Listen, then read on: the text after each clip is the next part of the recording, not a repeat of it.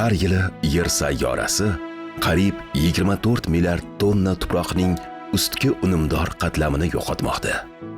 Butun yo'qotishlarning yarmidan ko'pi Hindistonda 6 milliard tonna, Xitoyda 3,3 milliard tonna, AQShda 3 milliard tonna, Mustaqil Davlatlar Hamdo'stligida 3 milliard tonnaga to'g'ri keladi. Qalinligi bor yo'g'i 1-1,5 sentimetr bo'lgan unumdor tuproq qatlamining tabiiy ravishda hosil bo'lishi uchun 100 yildan ortiq vaqt talab etiladi.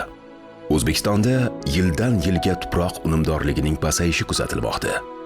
1990-yildan 2020-yilgacha bo'lgan davrda tuproq tarkibidagi gumus miqdori 10-15% ga kamaygan. O'zbekiston Qishloq xo'jaligi vazirligi tomonidan 2018-2024-yillarda olib borilgan tadqiqot natijalariga ko'ra 21,4 million gektar yaylov va pichonzorlardagi 13% maydon 2,4 million gektar degradatsiyaga uchraganligi, 32% yaylovda o'simliklar qoplami keskin kamayib borayotganligi aniqlangan.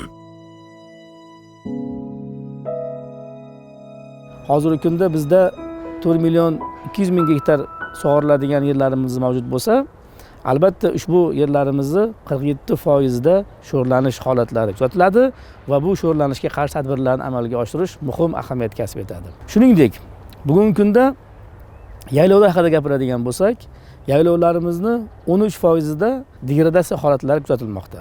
Va buni oldini olish va uni mahsuldorligini oshirish bo'yicha ham O'zbekiston qishloq xo'jaligini rivojlantirish strategiyasida alohida tadbirlar belgilangan. Va bu bilan biz o'sha yaylovlarda o'simlik qatlamini ko'paytirishga qaratilgan tadbirlarimizni aytib o'tishimiz mumkin. Markaziy Osiyoning yuragida joylashgan O'zbekiston qadimiy dehqonchilik an'analari zamonaviy sinovlar bilan yuzma-yuz kelayotgan mamlakatdir.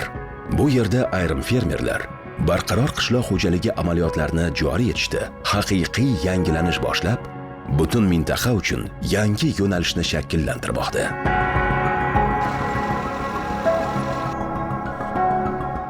Asrlar davomida qishloq xo'jaligi bu yurtning eng ishonchli tayanchi bo'lib xizmat qilib kelgan. Biroq iqlim o'zgarishi kuchayib, suv resurslari tobora kamayib borar ekan, an'anaviy usullar endi avvalgidek yuqori hosil bera olmasligi tobora ravshan bo'lyapti.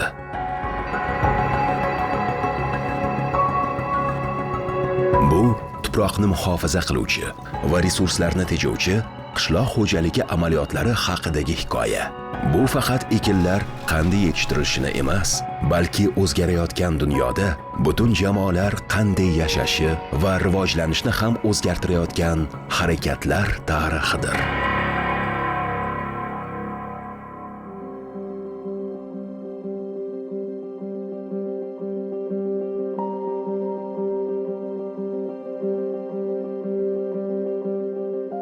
Men o'zim yoshim Xudo xolasa 41 ga kiraman. Xotinim bor, 5 ta farzandim bor.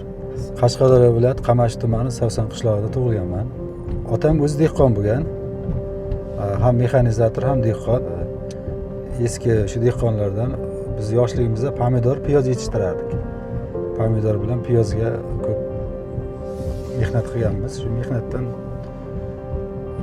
tug'ilganmizda, mehnat ichida tug'ilib katta bo'lganmiz. Shu halol ishlab, halol topib.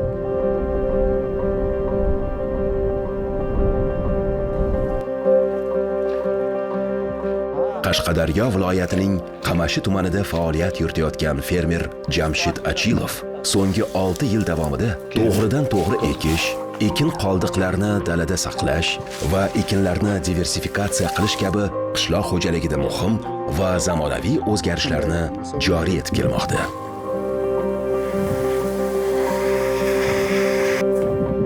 Bu pishiq bu.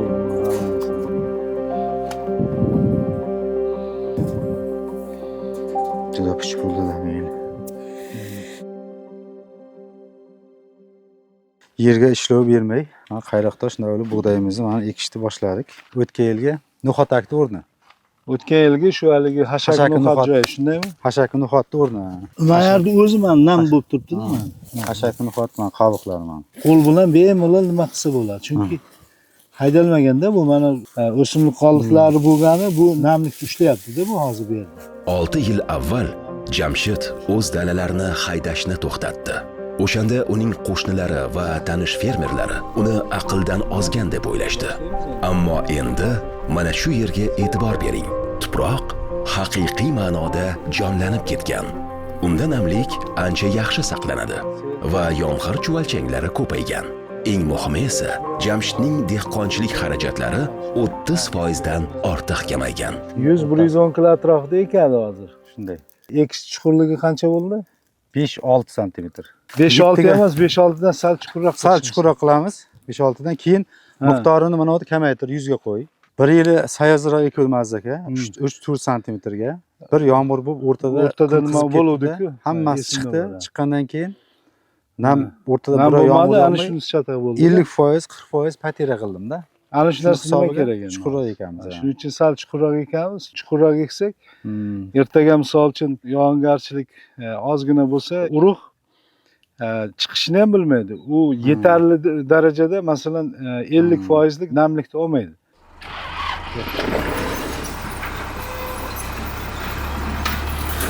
Zo'r. Bo'ldi. 6-7 sm atrofida chiqadi. Bu 6-7 bu yaxshi. Mana shu o'simlik qoldiqlari bu yaxshi ushlab turibdi-da hozir. Endi haligi 10 tezlikda haydayverasan. O eng kam 10 tezlik bo'lsin soatiga. Boshladik.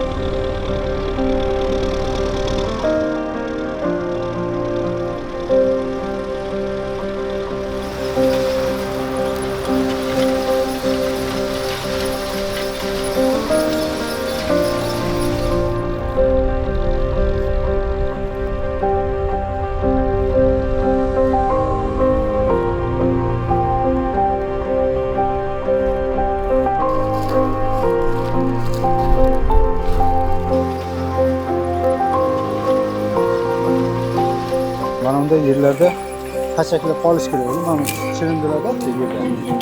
Yerda qolgan mana shu chirindilar yerlarni yopib turish kerak. Yerlarni yopib tursa, yer nam saqlanishi yaxshi bo'ladi. Xudo xolasa mana qirg'oqchilik yillari kelsa ham, og'ir yillar kelganda ham bizning yerimizdan hosil olsak bo'ladi. Yerni yaxshilab qarasang, yer yilni boqadi, yer ro'zg'orni boqadi ular. Buni orqasidan yaxshi daromad qilamiz. Nonsiz hayot yo'qda o'g'lim. Nonsiz, suvsiz hayot yo'q. Bu non, biz hozir faqat non bilan shug'ullanyapmiz.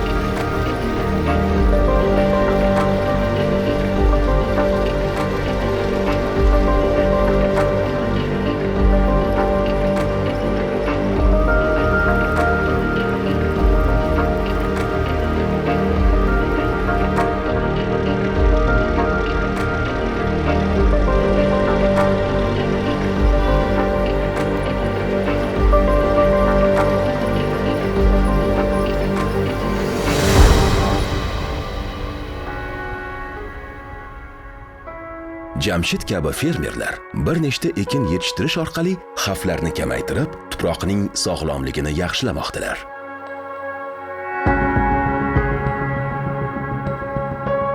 Bizda mana shu almashma ekish bor. Bug'doy ekkan yerimizga o'tgan yili bug'doyga aralashtirib, hashaki no'xat ekkanmiz. Hashaki no'xat o'zidan yerga 50 kilodan 120 kilogacha ammofos tashlab ketar ekan. O'shaning hisobiga ham yerda qushlanish, o'sha oziqa yetarli bo'lar ekan. Bu texnologiyani qo'shni fermerlarimiz shu tarzda eksa, biz mana shu qurg'oqchilik yillari ham qiynalmasdan o'tib olamiz. Bemalol o'sha hosilni olamiz. Ikkinchidan yerni unumdorligi saqlanib qoladi. Qishloq xo'jaligida qishloq xo'jaligi ekinlarini diversifikatsiya qilish nafaqat atrof muhitga o'z ijobiy ta'sirini ko'rsatadi, tuproq sharoitini, sifatini yaxshilaydi, balkim shu bilan birgalikda qishloq xo'jaligi ekinlarini diversifikatsiyasini tashkil etish bu iqtisodiy samara ham beradi. Buning asosiy yutuqlaridan biri ichki yoki tashqi bozorda qishloq xo'jaligi ekin turlarini yoki qishloq xo'jaligi ya'ni mahsulotlarini bozorimizda ta'minotini ta'minlashga ham o'zini ijobiy ta'sirini ko'rsatadi. Va shu bilan birgalikda yurtimizda va global miqyosda ham mana shu yangi agrotexnologiyalarni shu bilan birga o'sha diversifikatsiyani tashkil etganda oziq-ovqat xavfsizligini ta'minlashga o'zini ijobiy ta'sirini ko'rsatadi.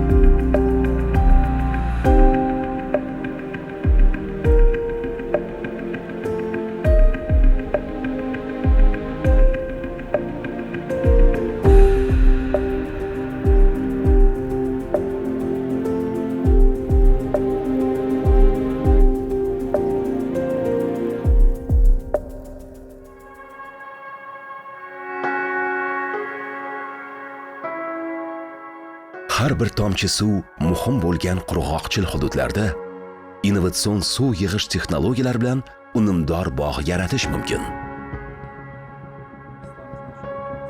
Ushbu yarim dumaloq ishlanmalar tez oqib ketadigan suvni ushlab qoladi. Suv tuproq qaplamiga chuqur kirib, daraxt ildizini kerakli miqdorda suv bilan yog'inlar tugagandan so'ng bir necha oy davomida ta'minlaydi. Har bir yarim oy to'siq o'z hajmidan 10 barobar ko'p suv yig'ishi va yomg'ir suvini kerakli joyga to'plashi mumkin. Yarim oy shaklida qilingan sxemamiz, shu yerga to'planadigan yog'ingarchilikda hammasi hisob-kitobga olingan, qancha suv to'planishi, masalan, qancha yog'ingarchilik bo'lganda qancha namlik to'planishi, shunga qarab qilinayotgan ishlarimizdan bittasi. Bu bir-biridan xalaqit qilmaydigan suvlar ketib to'planadigan joylar bilan qilingan. Mana shu yerdan keladigan yog'ingarchilikni shu yerdan to'g'ri foydalanish maqsad shu mana shunday joylarga suvlarni to'plab namni saqlab qolish. O'sha namni bu yil masalan qanday yil kelishidan qat'iy nazar daraxtimizga yetadigan nam bo'lish kerak-da, xudo xolasa.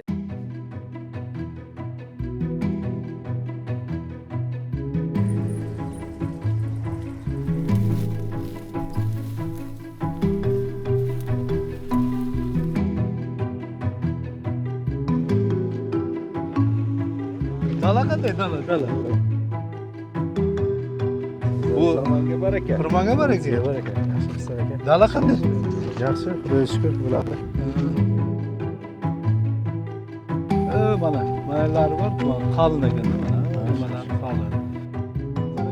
Bu yil hosildorlik oddiy usulda ekin yetishtiradigan Jamshidning qo'shnilariga nisbatan 50% ga baland. Xarajat esa 30% ga kamaygan. Hisoblash oddiy. Lekin har bir usulning haqiqiy foydasi hosildorlik bilan emas, ushbu usulning barqarorligi bilan aniqlanadi.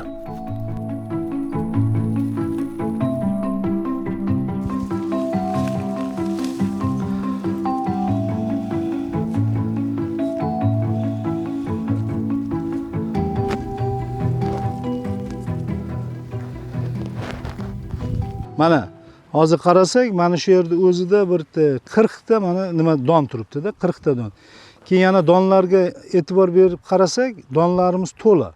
Shaffoflik degan narsa bor, shishasimonlik deymiz biz. O'sha shishasimonligi ham yaxshi. Bu har tomonlama o'zini ko'rsatyapti. Mana shu bug'doyimizni ham hosildorlik jihatdan yaxshi bo'lganligi, ham don sifati tomonidan yaxshi bo'lganligini ham ko'rsak bo'ladi. Yerga ishlov bermasdan ekkanmiz, o'g'it me'yorini to'g'ri qo'yganmiz, ekish me'yorini to'g'rilaganmiz. Bularning hammasi bir joyda jam bo'lib, oxirgi natija bug'doyni donini hosildorligiga ijobiy ta'sir ko'rsatyapti. Mana hozir qarasak, mana tuprog'imiz, mana. Tuprog'imiz mana hali ham o'sha tuproqda nam bor. Shunday. Bu tuproqdagi namni borligi shu donni to'la bo'lishiga mana shu ham sababchi. Shu donimizni to'la bo'lishi hosildorlikni belgilovchi asosiy ko'rsatkichlardan biri hisoblanadi.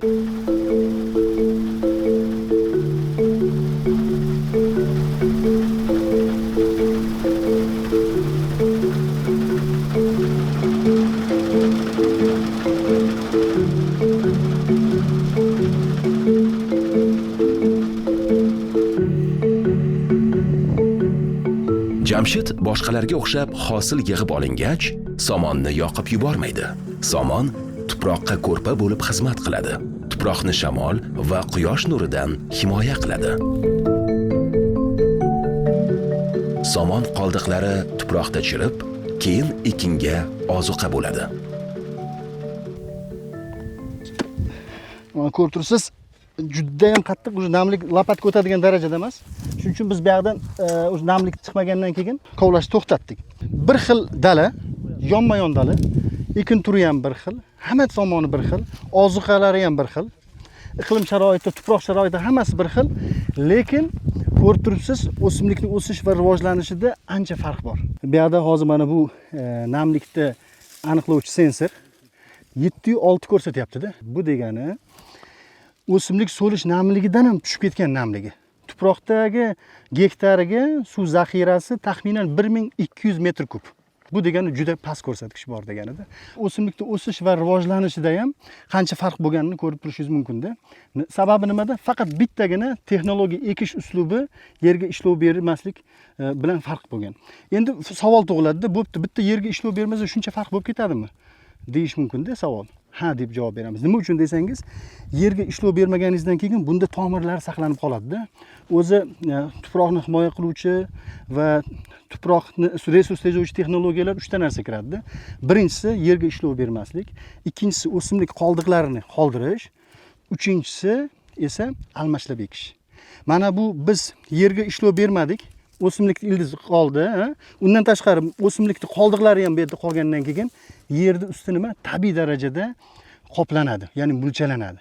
Mulchalash bo'lgandan keyin ustida somon bo'lgandan keyin, ya'ni yerdagi bo'ladigan evaporatsiya, tuproqdan bo'ladigan bug'lanish kamayadi o'zidan. Undan tashqari, yana tadqiqotlar shuni ko'rsatadiki, azotli o'g'itlarni o'simlik tomonidan foydalanish koeffitsiyenti oshib ketadi. Sababi nima uchun desangiz, tadqiqotlarda sof holda 200-250 kilogramm gektarga berilsa, misol uchun aytaylik, g'o'za misolida olaylik uni, berilsa, uni faqat o'simlik 40% ni o'zlashtirar ekan, qolgan 60% atmosferaga uchib ketar ekan. Nimani hisobiga? Yerda qoplama bo'lmaganligi hisobiga-da. Biz bu yerda o'simlik qoldig'ini qoldiryapmiz, shuni hisobiga bug'lanish kam bo'lyapti va bu o'simlikni azotli o'g'itlardan foydalanish koeffitsiyentini oshiryapti-da. Endi yuringlar, hozir narigi dalaga boraylik. Yana olamiz.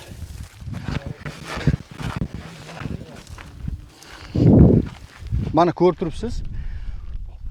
Farqi bir 50-60 metr.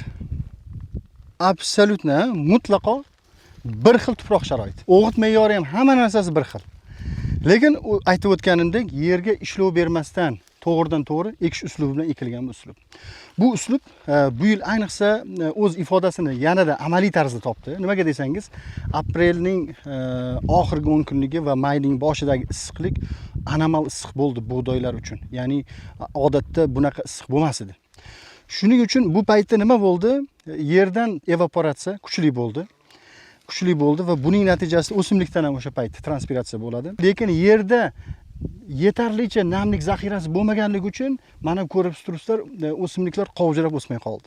Lekin bu uslubda yerdagi namlik zaxirasi katta. Shu nuqtai nazardan nima bo'ldi? Bu yerda yetarlicha o'sib, unib rivojlandi. Hozir biz yana bir amaliy isbotini ko'rsatish maqsadida bu yerdan bir kesma kovlaganmiz. O'sha kesmani hozir sizlarga ko'rsatamiz.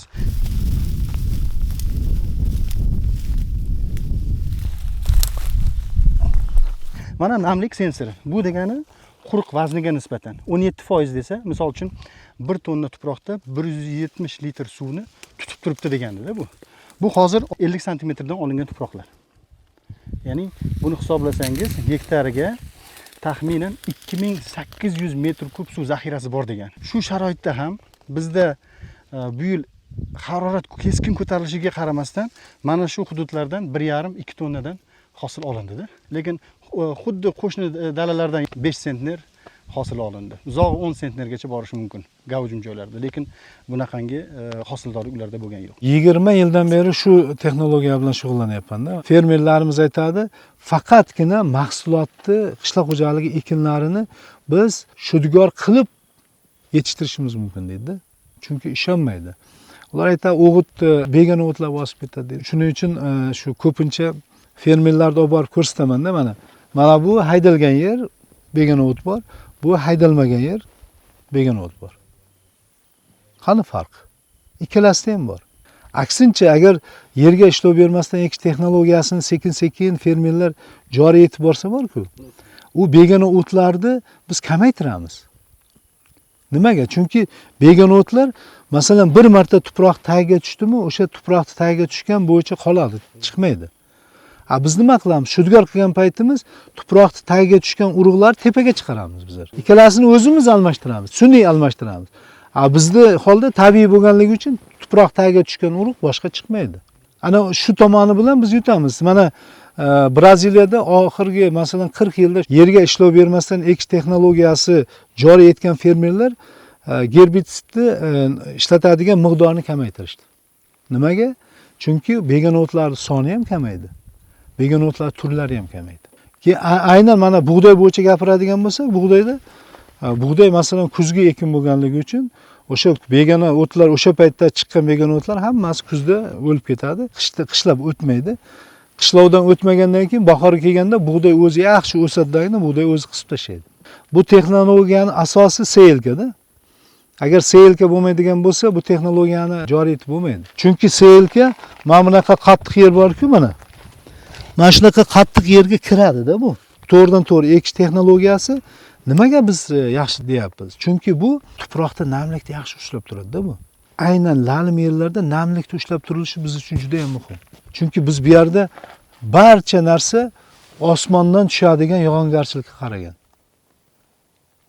Yaratgan bizga beradi, o'sha bergani bo'yicha ishlaymiz. Bermasa bo'ldi, hech narsa qilmaymiz. Lekin biz hech narsa qilmaymiz deb o'tirishimiz kerak emas-da.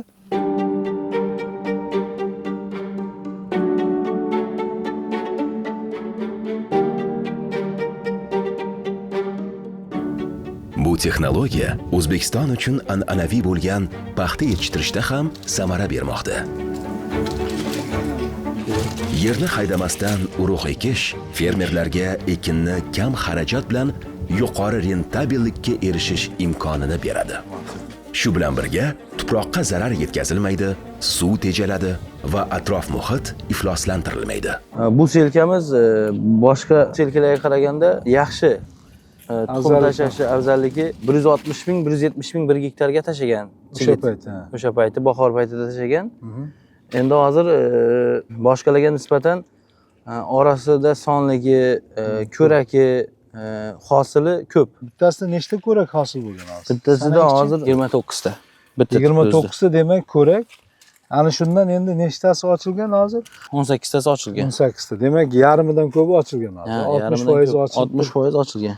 Lekin hali sizlar definitsiya qilmadinglar. Yo'q, hali definitsiya qilmadik. Yerda haydamasdan to'g'ri ekilgan bu. Saralkadan, texnika pulidan ekonom qildik. Gektariga 2 millionga yaqin. Mana yerga ishlov bermasdan ekish texnologiyasini kelajagi qanday deb o'ylaysan? Bu narsani men bu yil birinchi ko'rib turishim. Zo'r bu, men bunaqangi hosildorlik kutmagandim to'g'risi.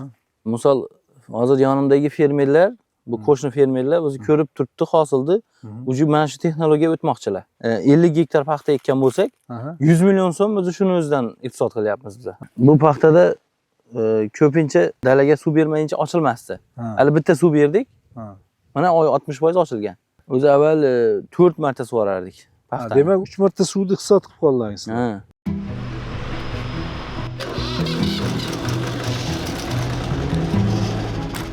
O'zbek fermerlarining asosiy yutuqlaridan biri qurg'oqchilikka chidamli navlar urug'larini tanlaganligidandir.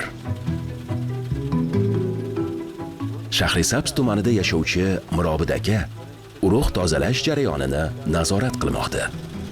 Bu mobil urug' tozalash uskunasi bir mavsumda 300 tonna qurg'oqchilikka chidamli navlar urug'larini tozalash imkonini beradi. Mirobid aka nafaqat tuproqni himoya qiluvchi va resurs tejovchi texnologiyalarni joriy etmoqda, balki ushbu texnologiyani mahalliy sharoitga aynan sug'oriladigan maydonlar uchun moslashtirmoqda. Bu yerda mahalliy sharoitda yaxshi hosil beradigan ekin navlari tanlanadi. Ushbu urug'lar o'ziga xos sharoitda yaxshi hosil berishni ta'minlovchi genlarni o'zida saqlaydi.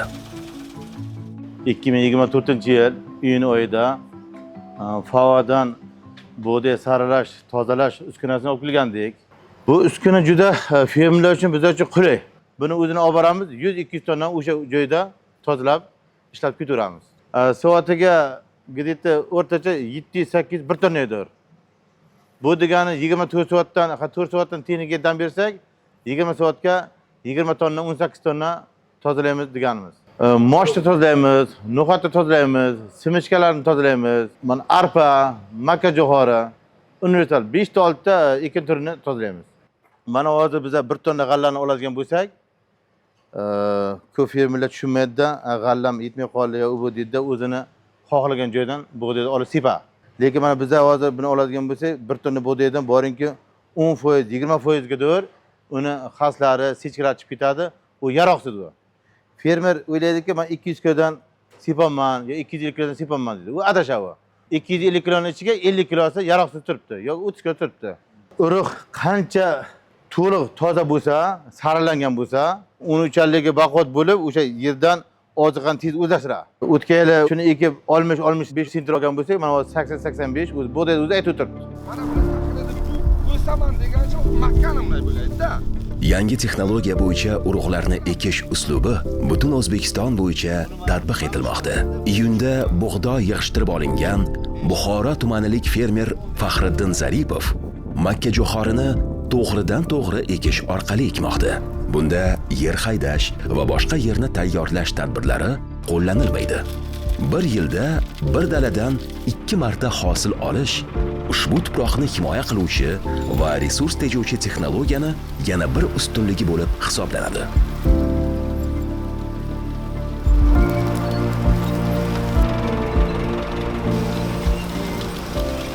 FAOni loyihasi bo'yicha bir 3 yildan buyon ish olib boryapmiz. Birinchi yili bir 5 gektar joyga sinab ko'rdik, ekdik. Mana o'tgan yili bir 20-30 gektar joyga ekdik. Bu yil ham bir 40-50 gektar joyga o'zimiz fermer xo'jaligi. Faqat urug', unga ham xuddi o'shanday, xohlasa gibrid urug'dan eksin, xohlasa o'zimizni eski jaydari urug'dan eksa ham hech qanday nimasi yo'q buni. Bunda keyin kultivatsiya qilinmaydi. Buni bitta yaxshi joyi hozir, agar o'zini o'g'it beradigan disklari ham bor, moslamasi bor. Agar gektariga bo'lsa 150 kilo, bo'lmasa 100 kilo bo'lsa ham amafos bilan bir 20-30 kilo kali qo'shib eksak agar, shu unib chiqayotgan jarayonda 5 kundan keyin oziqlanish boshlaydi. Chirindilar hammasi ana shu samon qoldiqlari, hammasi birinchi suvdan keyin, hozir ham xuddi shunday bo'lgan. Birinchi suvdan keyin muncha hosil qilib o'zi tabiiy o'g'it bo'lib, yana buni nam saqlashga ham, tuzlarni ko'tarishga ham hammasini oldini oladi. Bedeksid azot tugnakchalari bor, havodan olib yerni yaxshilaydi. Mosh eksak ham xuddi shunday bo'ladi. Bu narsani ikkinchi hosilni ham olib turib, 3-4 yildan keyin buni sifatini yerni o'sha bedda ekkan yeringizdan ham yaxshi bo'ladi. Bu narsani nima uchun shudgor qilmasdan ekamiz deyapmiz? Yerga sug'orilgan suvimiz 40 santimetrgacha shudgor qilindiki, 20 kunga suvga keladi. Bu usulda ekkanimiz 1 oyda ham suvga kelmaydi, 40 kunda ham suvga kelmaydi. Mana shu keyinchalik suv tanqischilik bo'lsa ham ikkita suv bilan aytgan o'sha hosilimizni yuqori hosil olib bilamiz bunga. Bu undan yengil sug'oriladi, 3 marta kam suv talab qilinadi. Shu orqali iqlimga 100% moslashib ketadi. Oxirgi o'rish jarayonida ham xuddi shu dalaga kelib, ana kuni bilan 90 kun, 95 kunga yig'ishtirib olib, yana bundan keyin boshog'li donni bug'doy bo'ladimi, arpa bo'ladimi, ozuqabop boshog'li donlarni ekib, yana unib chiqaradi. Bir muddat o'tgach, Faxriddin Zaripovning mehnatlari tufayli makkajo'xorini hosili juda yaxshi bo'ldi. Bunda haydov va boshqa bir qancha ishlov berish usullari kamaytirildi. Uning foydasi gektariga 40% ga oshdi. Faxriddinning yutuqlari intensiv qishloq xo'jaligida yangi usulni ahamiyatini ko'rsatadi. Qaysi kim kam resurs sarflab, ko'proq hosil olishni ta'minlaydi. Shuningdek, atrof muhitni himoya qiladi. Bu mana shu yerimizda 90 ming tup ko'chada ekilgan. Hozir zishligidan ko'rinib turibdi. Xo'sh, bu 80 ming tup qolgan taqdirda ham Xudo xolasa bu 75-80 tonna hosil olamiz silos. 1 gektar 75-80 tonna beradi. Pishib yetilganda o'sha dumbul fazasida, aynan o'sha silosga o'riladigan payti, o'sha kombayn o'radigan qismini olib hisoblagan taqdirda ham 1 kilo 200, 1 kilo 100 gram chiqadi. 80 ming tupi endi bu aytganda 90 tonna bo'ladigan bo'lsa, baribir yerga ham qoladi, yer atroflari bor, boshqasi bor, o'shalarni qoldirib hisoblasak ham 80 tonna bemalol olib bilamiz deb aytib bilamiz biz. Olib yuribmiz. Yangi texnologiyalarni qo'llash bilan birga O'zbekistonda fermerlar va olimlar tomonidan degradatsiyaga uchragan yaylovlarni tiklash ishlari katta maydonlarda amalga oshirilmoqda. Yaylovlar degradatsiyasiga qarshi kurashish jadal kechayotganligi qush uchish balandligidan qaralganda ancha o'zgarishlar bo'layotganini ko'rish mumkin. FAO Kasilm 2 loyihasi doirasida o'rab olingan 55 gektar degradatsiyaga uchragan yaylovda qurg'oqchilikka chidamli yem-xashak o'simliklar ekilgan. Bu o'simliklar ko'p suv talab qilmaydi va mayda qorako'l qo'ylarni sifatli ozuqa bilan ta'minlaydi. Eng ko'p oqsil moddasi saqlanadi. Shuning uchun qo'y qishda buni yaxshi yeydi namlangandan keyin. Ozginagina kepak sepib bersangiz agar 3 oyga semirtiradigan qo'yingiz 1 oyda semiradi. Eng muhimi, bu yerda ekosistema tiklanmoqda. Hasharotlar va kichik jonivorlar sifatida hayot jonlanmoqda. O'simlik ildizlari tuproqda mustahkam o'rnashib, tuproq eroziyasini oldini oladi. Turli o'simliklar agrofitotsinoz jarayonlarini qo'llab-quvvatlaydi.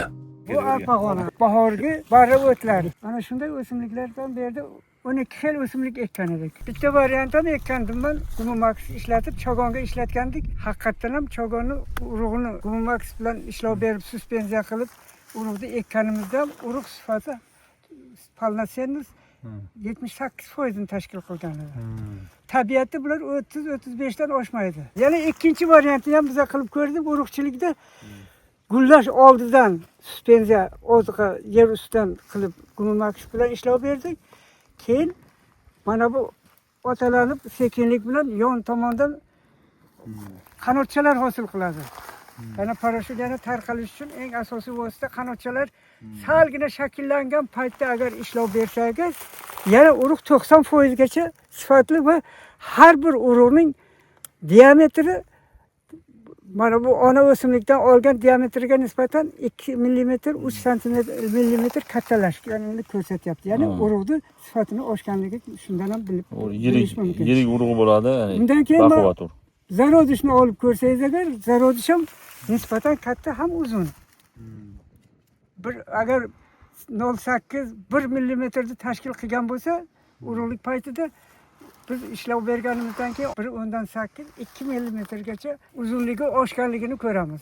Murtagda. Qorako'l qo'yini yaxshi rivojlanib o'sishi uchun, yaxshi egiz qo'zilar berish uchun, qishda, yozda, yilning 4 faslida mustahkam organizm bo'lishi uchun kamida 20-30 xil cho'l o'simliklari turlari bo'lgan taqdirdagina u qo'ylar yaxshi yashaydi. Yaxshi rivojlanadi, yaxshi avlod beradi. Shu nuqtai nazardan buni Biz qo'shimcha ravishda qishki qiyinchiliklar sodir bo'lganda buni qo'yishda foydalanadi. Bu yil bahorga bu yana katta daraxtlar urug'chilik bu asosiy yo'nalish bo'lsa, lekin mana bu agrofitosenozda hosil bo'lishi eng katta yutuq bo'ladi.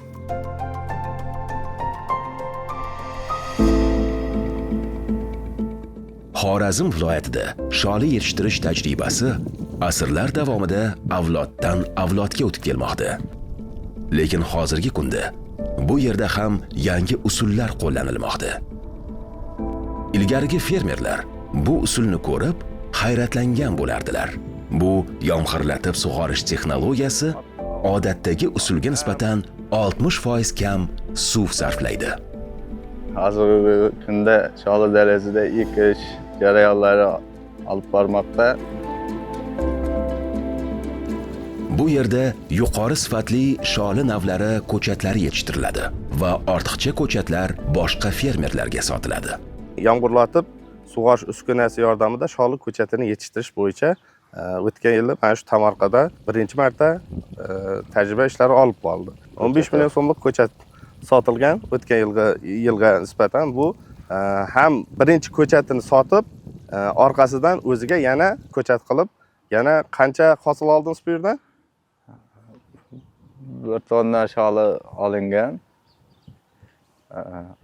80 sentnerdan sholi bergan. Demak, bugungi kunda respublikamizda suv tanqischiligi ro'y berayotgan muammoli vaziyatda keyingi bosqichda mana shu texnologiyalardan foydalanishni davrning o'zi taqozo qilmoqda. Erta bahorda, ya'ni aprel oyining 2-dekadasidan keyin suv tanqischiligi sababli sholi ko'chatini ekish imkoniyati bo'lmaydi. Mana shunaqa paytlarda artezan quduqlar orqali sholi ko'chatini yetishtirish imkoniyati faqatgina mana shu yomg'irlatib sug'orish uskunalari yordamidagina amalga oshirilishini mana shu dalamizning o'zida guvoh bo'lishimiz mumkin. Bundan tashqari, bu dala bilan bu dalaning farqi mana shu yerda yaqqol ko'rinyapti. Hosilni ham vaqtli olayapti. Hosildorlik ham yuqori bo'layapti. Hamda bitta dalaning o'zidan 2 marta samaradorlik ko'rsatkichiga ega bo'lgan hosil olinyapti desak ham mubolag'a bo'lmaydi. Xorazm viloyatida fermerlar suv tejamkor usullarni qo'llab, sholi yetishtirishda peshqadamlik qilishmoqda. Suv tanqisligi bo'lishiga qaramasdan, ular hali ham sholi yetishtirishmoqda. Shuningdek, bu yerda boshqa ekinlar ham yetishtirilmoqda.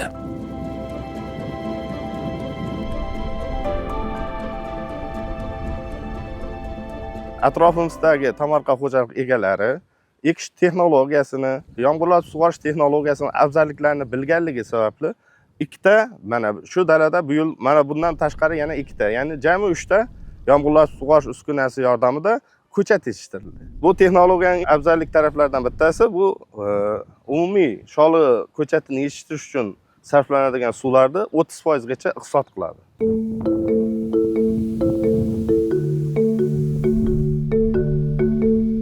Ushbu texnologiyalar qo'llanilgach, sholi hosildorligi an'anaviy usullarni qo'llaydigan qo'shni fermerlarga nisbatan 20% ga yuqori bo'ldi. Eng muhimi, kam suv sarflandi va tejalgan suv bilan boshqa ekinlar yetishtirish imkoni bor.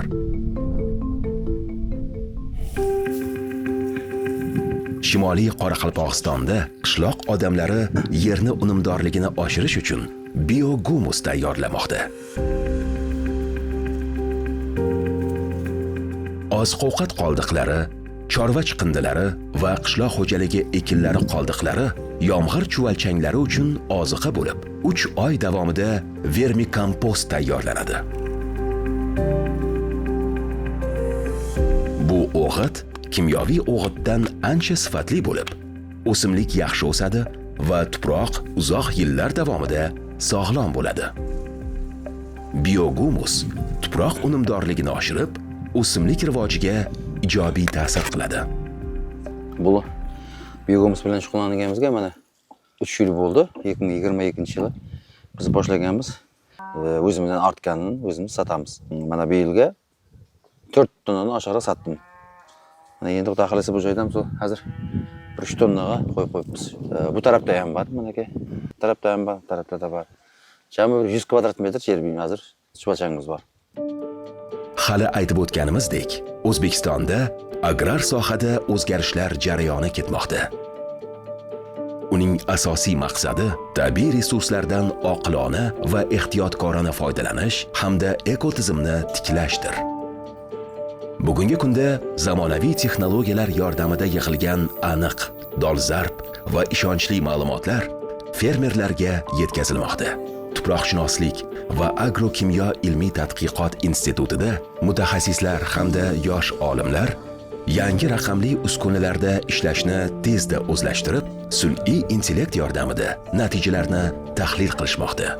Endilikda ular respublika bo'ylab barcha fermerlarga dalaga oid umumiy ma'lumotlarni tez va qulay usullarda taqdim etish imkoniyatiga ega bo'lishdi. Geoaxborot texnologiyalari GIS laboratoriyasi taqdim qilindi va mana shu laboratoriya yordamida tuproqlardagi jarayonlarni raqamlashtirishga katta e'tibor berilyapti. Bundan tashqari mana keyingi 2 yillikda FAO bilan hamkorlikda 4 ta loyihada ishtirok etyapmiz. Tuproq degradatsiyasi masalalari yoki kam ishlov berish texnologiyalari, umuman yerlarimizni, tuproqlarimizni asrash bo'yicha xalqaro tajribalarni bevosita biz o'sha bugun xalqaro ekspertlar bilan birgalikda respublikamiz sharoitlariga moslab shu jarayonlarni hududlarga tatbiq qilyapmiz. Institutimizda so'nggi yillarda GIS laboratoriyasi yordamida 2,5 mingdan ortiq tuproq sifatini baholovchi xaritalar, 1000 dan ortiq tuproq sho'rlanish kartogrammalari, 7,5 mingdan ortiq agrokimyoviy kartogrammalar, 150 dan ortiq tuproqlarning ekologik holatini baholash kartalari ishlab chiqilgan. Ushbu raqamli kartalarimiz qishloq xo'jaligi yerlaridan foydalanuvchilar uchun tuproq holatini o'rganish, tuproqlarni sifat baholash, mineral o'g'itlardan samarali foydalanish va meliorativ holatini yaxshilash hamda yerlardan samarali foydalanish imkoniyatini yaratib bergan. Hamma narsaning boshlanishi tuproqdan. Sog'lom tuproqsiz oziq-ovqat ham, mustahkam taraqqiyot ham, xavfsiz kelajak ham bo'lmaydi. Zamin fondi faoliyatini boshlagan paytdanoq tabiiy resurslarni muhofaza qilish, qayta tiklashga alohida e'tibor qaratmoqda. Chunki aynan ular oziq-ovqat xavfsizligi, iqlim barqarorligi va inson farovonligining poydevorini tashkil etadi. Biz resurslarni tejaydigan texnologiyalarni targ'ib qilish, agrobioxilma-xillikni saqlash va barqaror ko'kalamzorlashtirishni rivojlantirish maqsadida xalqaro hamkorlar, fermerlar, yoshlar va tadqiqotchilar bilan hamkorlikda ish olib boramiz. Albatta, ta'lim va yoshlarni jalb qilishga alohida e'tibor qaratiladi. Yerdan oqilona va mas'uliyatli foydalanish dasturlari, faol insonlarni birlashtiruvchi platformalar orqali bilimlarni real harakatga aylantiramiz. Yerni asrash hayotni asrashdir. Qashqadaryoning g'alla maydonlaridan Xorazmning sholizorlarigacha, Buxoro yaylovlaridan Qoraqalpog'istonning hovlilarigacha butun respublika bo'ylab qishloq xo'jaligida uzluksiz o'zgarishlar kechmoqda. Yillar davomida e'tibor berilmagan tuproqlar yana asl holiga qaytmoqda. Har bir fermer, har bir oila tuproqni himoya qiluvchi va resurs tejovchi texnologiyalarni joriy etish, suv tejovchi texnologiyalarni tatbiq qilish, yaylovlarni holatini yaxshilash, tuproqlarni tahlil qilishda sun'iy ongni qo'llash va biohumusni ishlab chiqarish orqali tuproqni jonlantirishga intilmoqda. O'zbekiston kelajakni kutmayapti. Uni yaratmoqda. Yomg'ir suvlari yig'ilmoqda. Tuproq unumdorligi bosqichma-bosqich tiklanmoqda. Har bir mavsum tuproqqa hayot qaytarilmoqda. Bugun bolalar yugurib yurgan dala ertaga bizning mehnatimiz. Tuproqni asrab, unumdorligini oshirib, kelajakka berganimizning guvohi bo'ladi. Tuproq uni tinglay oladiganlar bilan so'zlashadi. Bugun tuproqning taqdiri bizning qo'limizda.